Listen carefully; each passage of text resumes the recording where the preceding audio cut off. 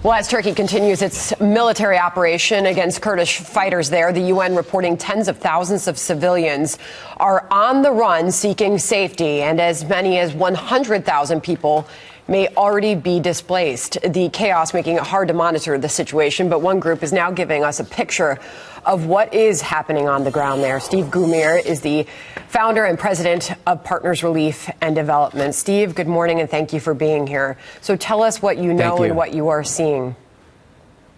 Well, we have a team working out of Qamishli in northeastern Syria, and when the military offensive started a couple of days ago, they reported immediate violence along the entire 700-kilometer border between Turkey and Syria. What they're telling us is that the scale of this violence means that tens of thousands, if not more, are fleeing south to get out of the cities and out of range of the artillery, airstrikes, and what they are saying are also ground troops, including tanks. It has been said that Turkey is going to advance only to a certain degree inside of Syria. Based on miles, how far is that? They've said that, but they started this offensive by attacking 3 positions deep in the south. Those were Kurdish positions, and I assume that they were attacked in order to slow the possibility of defense by the SDF, the Syrian Defense Forces. So they say that they will only advance so far to provide a corridor.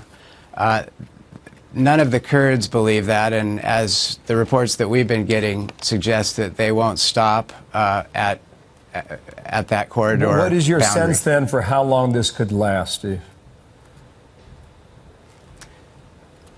I'm sorry, I don't know how long this could last, and I don't really have a good guess. What we do know is that as these attacks started, within 24 hours, our team said that well over 100,000 civilians had fled the cities and the border areas in order to go south towards Raqqa and Hasaka for shelter.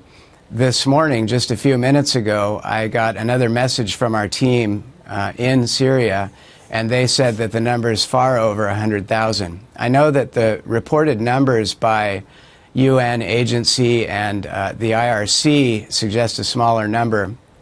I'm just reporting on what we've heard from our team. Steve, as far as getting a clear picture of what's happening on the ground there, we've been showing while you've been talking some of the pictures and some of the videos that you and your team have shared with us. Tell us about some of those.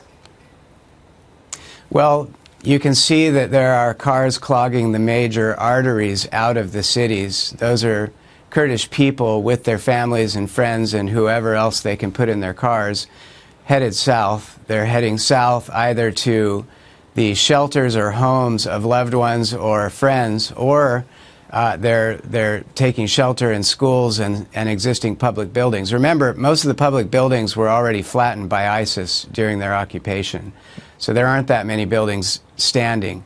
But where there are, these Kurdish civilians are seeking shelter, and then our team says that there are also tens of thousands that are just wandering south and don't have any shelter at all. Those Steve, are the ones that we're targeting to How help. big is your team? How much help can you offer, Steve? In Syria, we have 1 full-time staff member and a team that he has put together specifically for this crisis.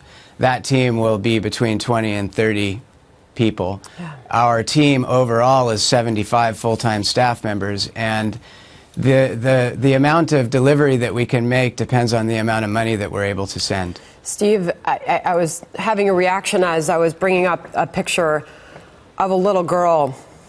She must be 6 or Sarah. 7 years old. Yeah, tell us about her. Yeah. Well, that picture is a very clear description of why we do what we do at Partners Relief and Development. She's a 7-year-old girl, and her picture was one of the first ones that our team got from our team. She was one of the first casualty pictures we got, and the picture was overwhelming because of the carnage in her lower leg.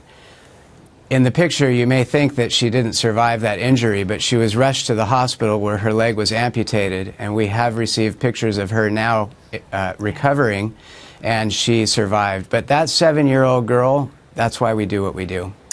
Steve, good luck. Thank you for your time. Steve Gumaer out of Irvine, California today, reporting on what Thank he you, can Bill. at the moment. You bet. Thank you, sir.